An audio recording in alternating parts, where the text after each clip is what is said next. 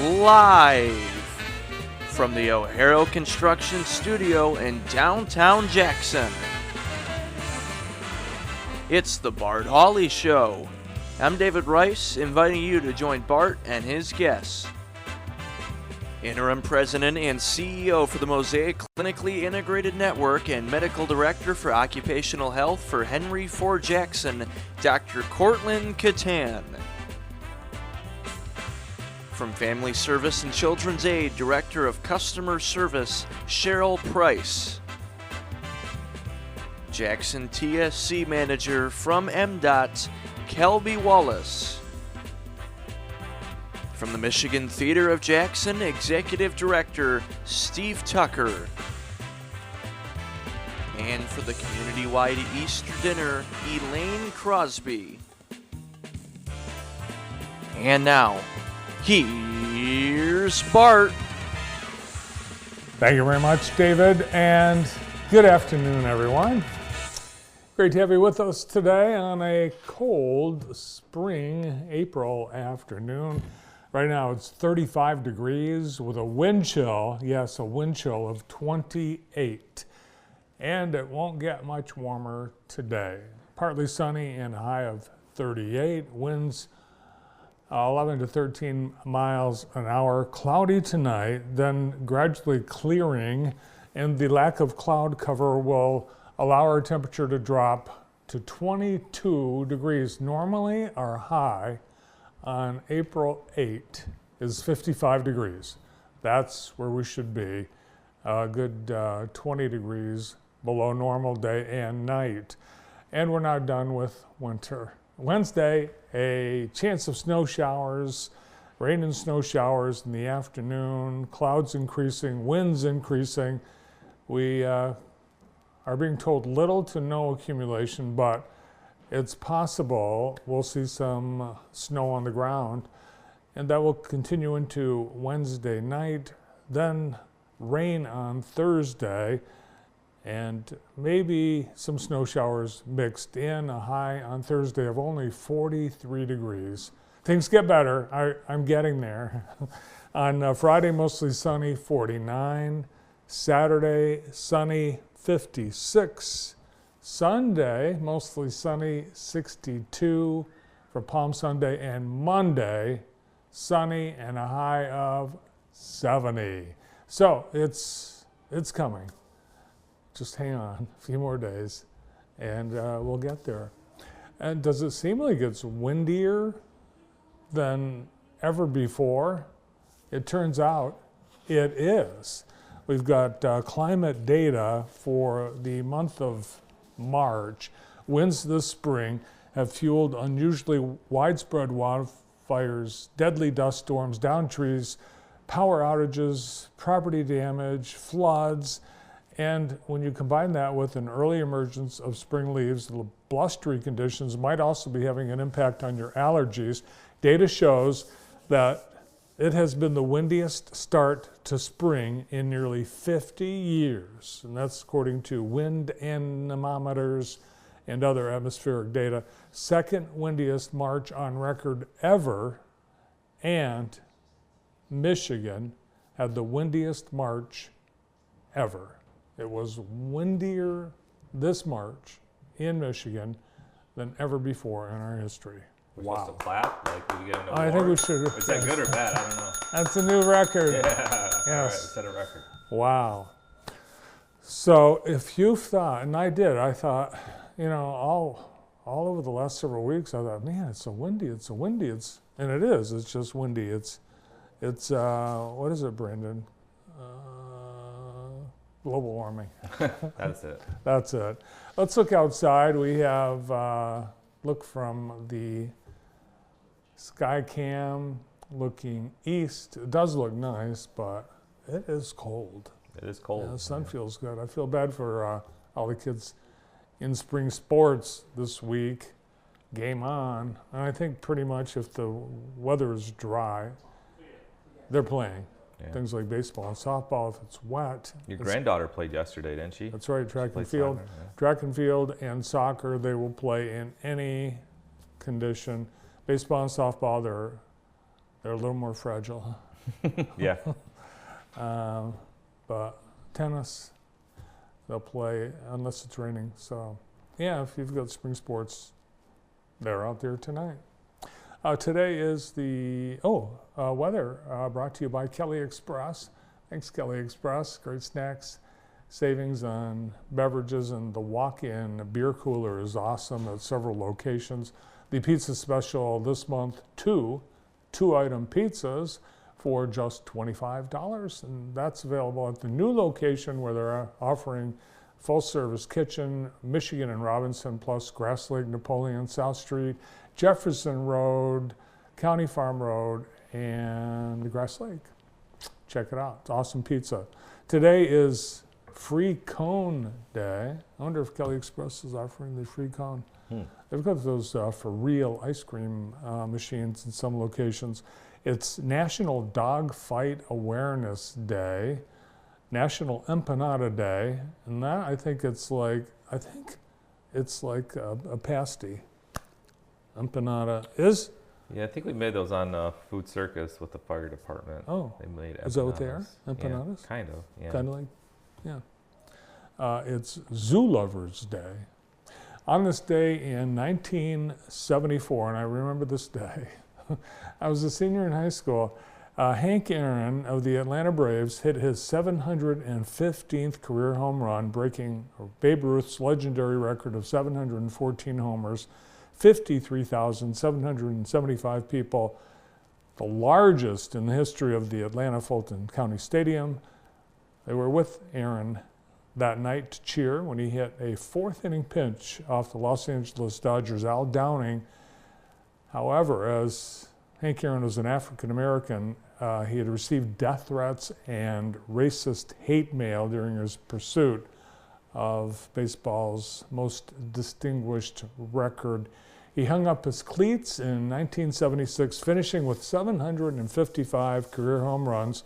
That's a record that stood until 2007 when it was broken by... Mark McGuire?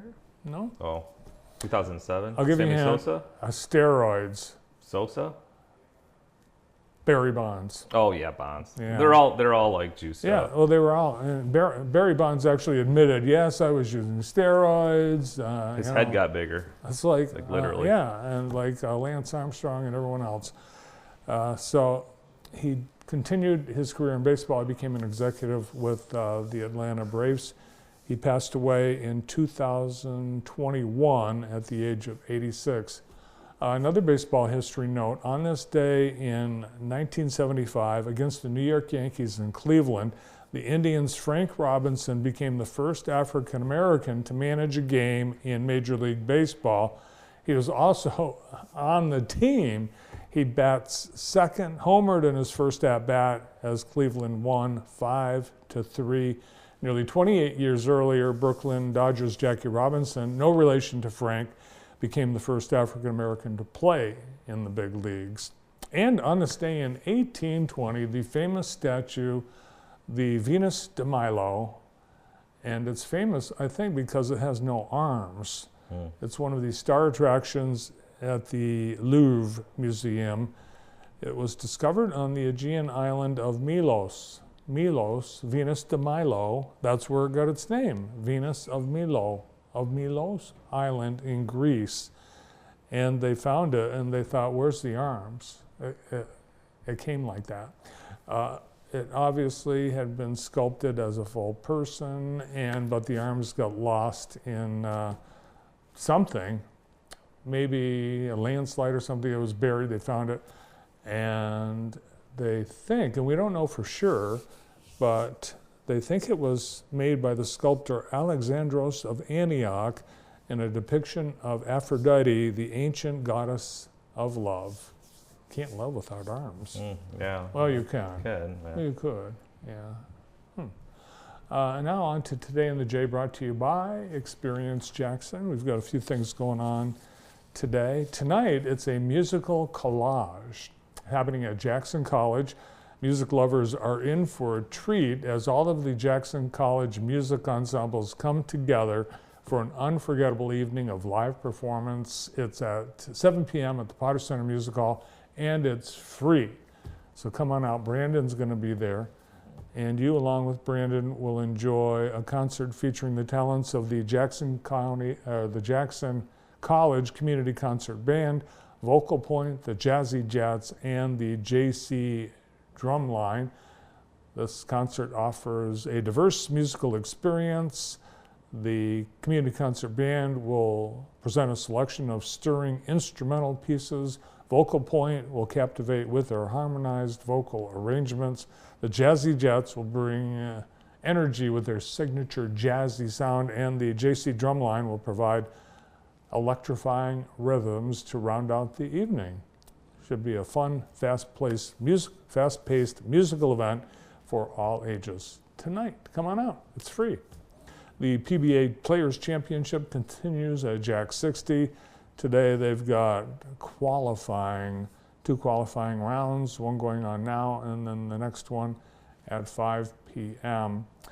at Jack 60. Tonight is the annual Victims' Rights Candlelight Vigil happening at Queen's Church at 6:30 p.m. Please come and remember your loved ones with the Jackson County Office of the Prosecutor and the Victims' Rights Office. The annual Victims' Rights Candlelight Vigil is free. Everyone's encouraged to attend and light a candle in memory of your loved ones.